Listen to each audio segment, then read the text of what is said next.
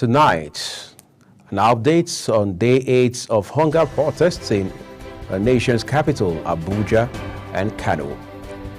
In business, National Assembly set to probe NNPC Dangote refinery on the foreign saying Kenyan police fire tear gas at protesters. And in sports, gallant D Tigers lose 88-74 to USA in quarterfinals. Hello and welcome to all our viewers in Nigeria and around the world to News Prime on Global Television, coming to you live from the nation's capital, Abuja. I am Uyi Agumofwebe. A quick reminder that Global Television is on DSTV channel 365.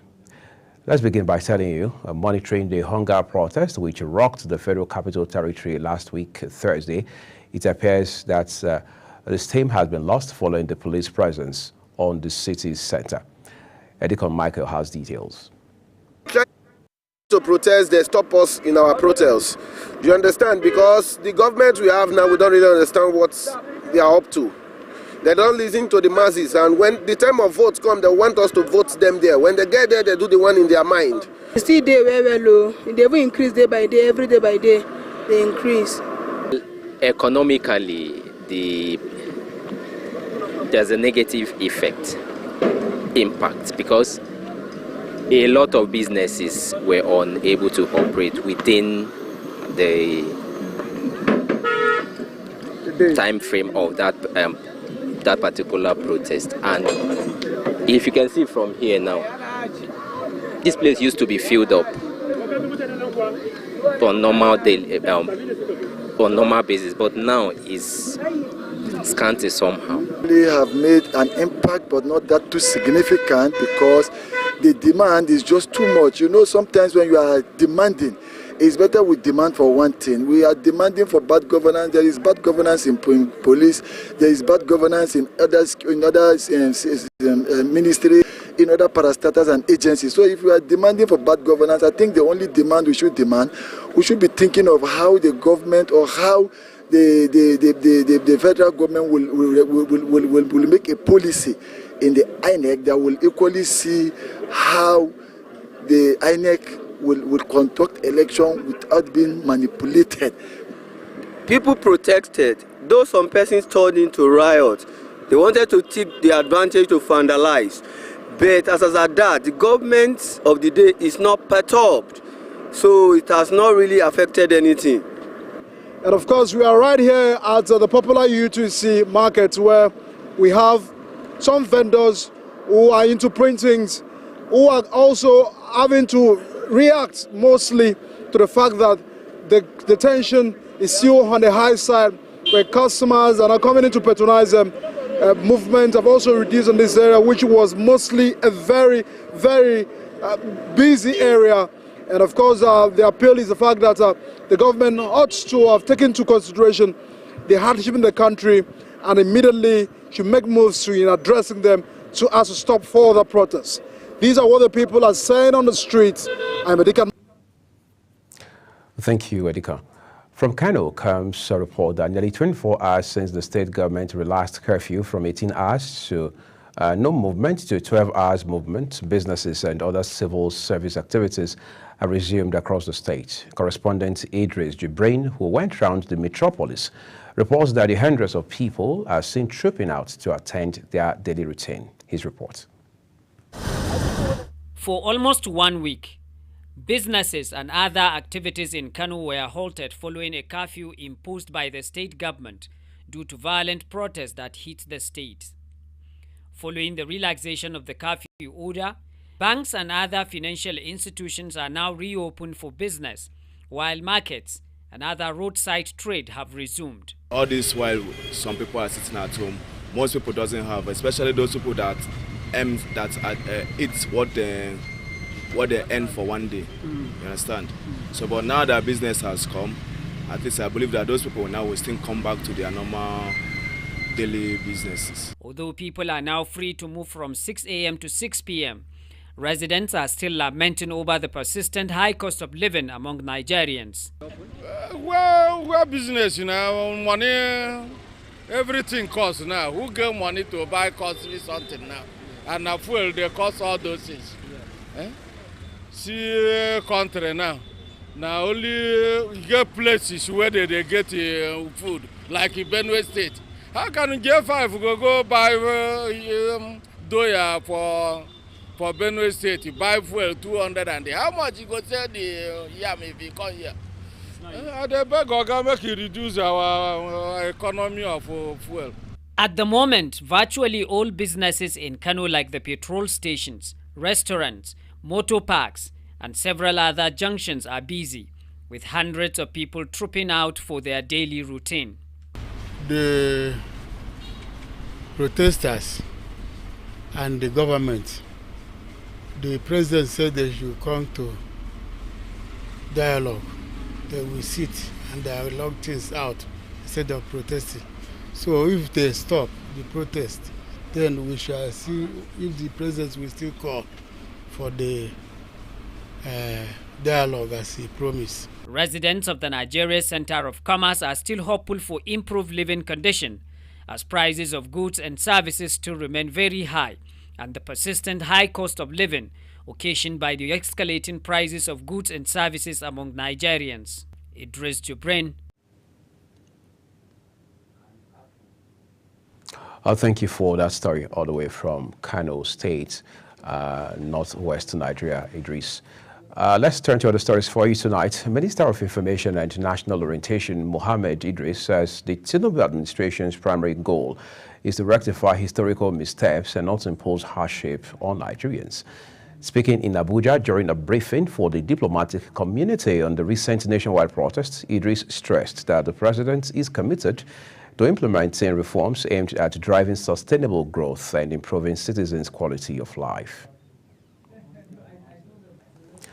Governor Caleb Bofwang of Plateau State has further relaxed the curfew imposed on the Jos-Bukuru metropolis. The governor stated that residents are allowed to go about their lawful activities between 12 noon and 6 p.m. until further notice. The state government had previously imposed a 24-hour curfew on citing the need to enhance security and maintain public order in the affected areas. Imo State Governor Hope Uzodimma has reiterated the federal government's commitments in stabilizing the Nigerian economy. The governor, who was represented by his chief of staff, Nnamdi Anyahi, disclosed this in Owerri, the state capital, during the flag-off of Imo Got Talent and Youth Palliative Distribution Program organized by Imo State government. He stated that the economic policies of the president are aimed at making Nigeria a prosperous nation, with the youth having a positive impact. Kikelamo Okere has more. Youth groups from the 27 local government area of Imo State, under the umbrella of the National Council of Nigeria and Students' Union across the state, gathered at Ndubisi Kanu Square in Owerri, the Imo State capital, for the flag-off of Imo Talent Hunt and Youth Palliative Distribution. The representative of the governor, his chief of staff, Nnamdi Anyachi, applauded Imo youth for their composure and peaceful conduct during the nationwide protest. He further stressed government's commitment to changing the fortune of youth in the state with its numerous youth initiatives. Thank you for shunning to embark on the nationwide protest in destruction of our fatherland. There are budding talents in Imo State. Those talents need to be harnessed, need to be discovered, need to be groomed. Minister of State for Youth Development, Ayodele Olawande, commends the youth in Imo State for towing the path of peace rather than resorting in violence protests. He advised them not to allow themselves to be used as tools to destabilize Nigeria by aggrieved politicians. Don't let the people, don't allow those political gladiators that they believe that the initiative, the ideas of the president is not useful to them because the president is taking things to the grassroots. And that is why you see the local government autonomy, that is why you see the credit scheme, that is why you see the NIF, YPF, and that is why you see a lot of schemes, a lot of programs that has been dedicated for the young people of this country. The Commissioner of Youth and Talent Hunt, Emeka Mandela, and the Deputy Speaker of Imo State House of Assembly and House Committee Chairman on Youth Amarachi Nwanyahu emphasized on the essence of the gathering and the state government's commitment in developing the youth of the state. His Excellency did not just allow us to flag off the Imo Got Talent today, but in show of love, to express his gratitude to the peaceful youth of Imo State, to express his love for the well-conducted youths of Imo State, especially the youth leadership and student leadership of this state. There is a connectivity between the government of Imo State and the youth of Imo State. Imo State youth and Imo State government are working together for the prosperity of the citizens of Imo State. The high point of the event was the distribution of over 1,000 bags of rice, packs of noodles, and cash gifts to the Imo State youths. Kike Lomo Okere, Global Television News. We appreciate your reporting, Kike Lomo Okere. The presidency has told former Vice President Atiku Abubakar that the right of assembly and freedom of expression guaranteed to citizens in the Constitution are not absolute. In a statement, the special advisor to the President on Information and Strategy, Bayo Nanuga, while reacting to a post Atiku made on X, said that rights of citizens can be abridged if the interest of the public peace is at stake. Atiku had in the post cautioned security agencies against using lethal force against peaceful civilian protesters who are demonstrating against bad governance and the hardship in Nigeria. The Nigerian Army says the soldier who killed a teenage protester in Zaria, Kaduna State, has been arrested. It was reported how one of the soldiers on patrol in Samaru, Zaria, had gunned down the victim, Ismail Mohammed, who was a secondary school leaver. Samaru community is a host to hundreds of staff and students of Ahmadu Bello University in Zaria. It was gathered that Mohammed was shot dead at his residence at Sarakin Power Street.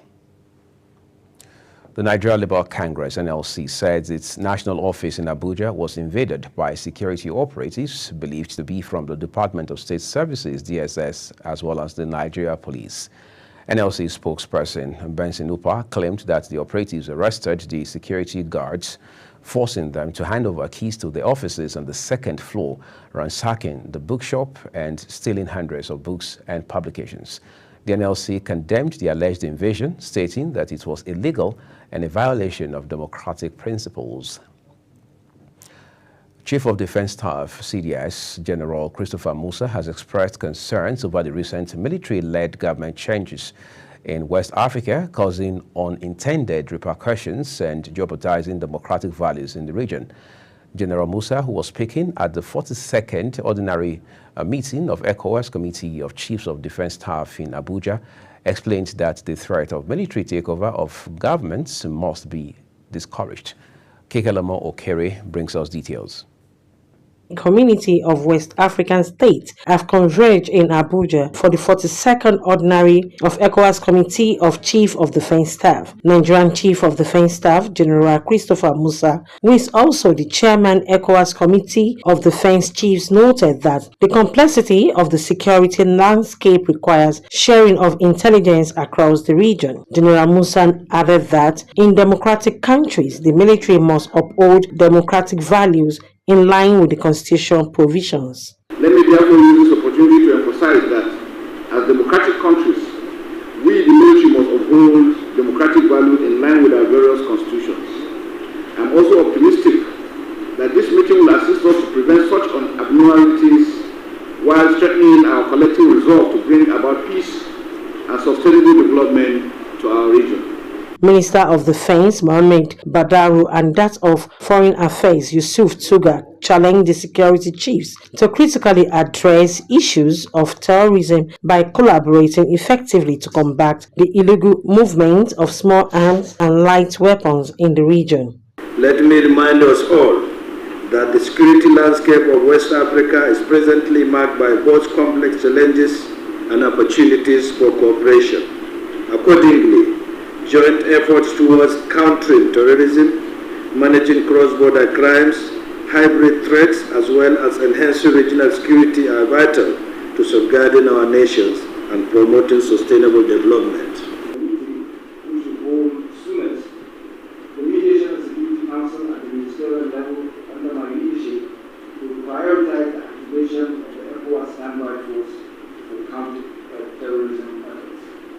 Commissioner for Political Affairs, Peace and Security, ECOWAS Ambassador Abdel Fattah Musa, explained that the 42nd ordinary meeting was delayed because of the political development exemplified by coup in the region. He added that these allow the chief to review the implementation of decisions taken at the previous meetings. Ordinary meetings have allowed you, among other initiatives, to develop a roadmap for the activation of the ECOWAS standby force in its kinetic mode to address the existential threat posed by terrorism and unconstitutional changes of government. Top on the agenda of the meeting was the activation of ECOWAS standby force against terrorism. Chief of Defense Cape Verde, Burkina Faso, Mali, Niger, Guinea-Bissau and Togo were absent at the meeting. Kikelomo Okeri, Global Television News.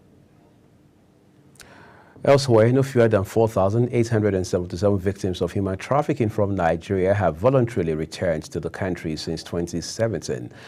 According to a report by the International Organization for Migration, IOM, the victims returned to the country under the IOM's Assisted Voluntary Return and Reintegration Program, with women and girls constituting nearly 88% of the returnees, while men accounted for 13%.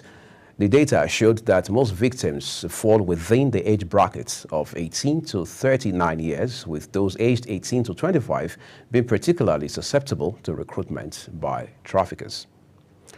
Medical doctors have commenced an indefinite strike in Ogun State over unresolved issues concerning their allowances. It was reported that industrial action is hinged on the pay disparity between federal and state medical workers. Chairman of the Nigerian Medical Association, Dr. Kunle Ashimi, confirmed the commencement of the strike at a press conference in Abeokuta, the state capital. According to him, the core of the doctors' grievances lies in their reviewed consolidated medical salary structure, which they believe should be implemented to stem the exodus of medical professionals from the state. You're watching News Prime, coming to you live from the nation's capital, Abuja. We're on DSTV, channel 365 and StarTimes, channel 276. Kindly follow us across all social media platforms using @GlobalTVNG and other handles as you now see on your screen. When News Prime returns, World Health Organization calls emergency meeting to discuss jump in monkeypox cases from Democratic Republic of Congo. We will tell you more about that and bring you other stories behind the short break. Please do stay with us.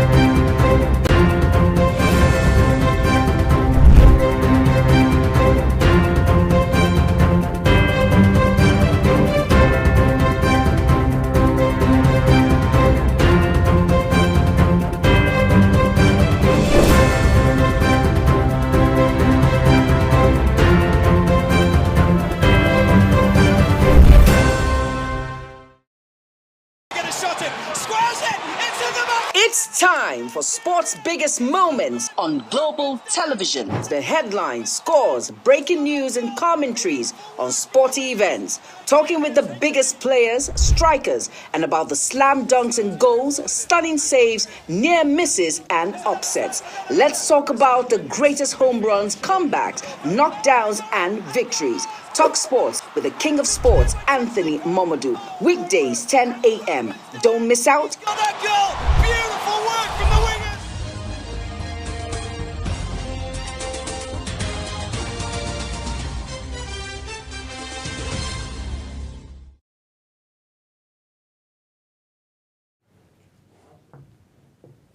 This is Global Television bringing you a live broadcast of the News Prime with Uyi Agmofwebe. Thank you for your time with us.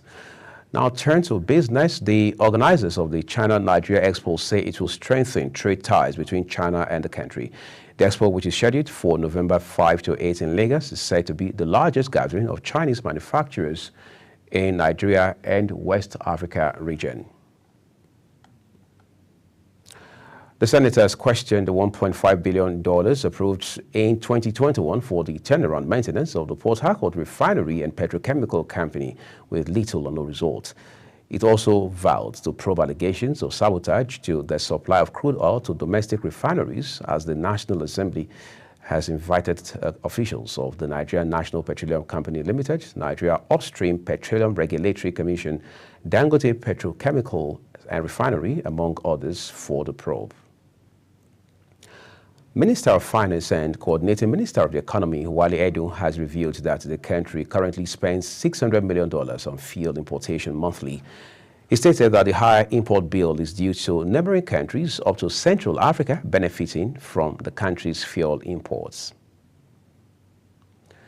The federal government, in collaboration with the International Cotton Advisory Committee, has begun the resuscitation of Nigeria's cotton industry. The target is to create over 1.4 million jobs annually in the cotton textile sector, while the focus is to develop key components of the cotton value chain comprising farming, weaving, ginning, and linking of cotton. On the foreign scene, the World Health Organization says it's convening an expert committee to advise on whether the growing monkeypox outbreak in Africa should be declared an international emergency. The organization's chief, Tedros Ghebreyesus, stated these are the United Nations headquarters in New York, United States of America. He observed that since last September, cases have surged in the Democratic Republic of Congo in particular due to a strain of the virus, which has now been detected in nearby African countries. Ghebreyesus said that given the spread outside the DR Congo and the potential for further international spread, he had decided to convene an emergency committee. In light of the spread of Mpox outside DRC and the potential for further international spread within and outside Africa, I have decided to convene an emergency committee under the international health regulations to advise me on whether the outbreak represents a public health emergency of international concern. The committee will meet as soon as possible and will be made up of independent experts from a range of relevant disciplines from around the world. As we end the Global TV News Prime now, let's take a quick look at some of our top stories. On day 8th of hunger protests, normalcy has started returning to the nation's capital, Abuja, as well as Kano State. In business, National Assembly has said it is set to probe NNPCL and Dangote Refinery. Finally, in sports, we told you Gallant D Tigers have lost 88-74 to USA in quarter-final at the 2024 Olympic Games.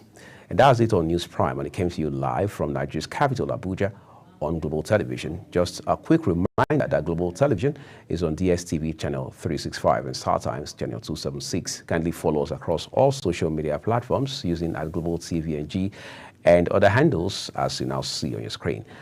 I am Uyi Agumofwebe, saying a very big thank you to you for spending a part of your time here with us tonight. On behalf of the entire production team, I'll see you again.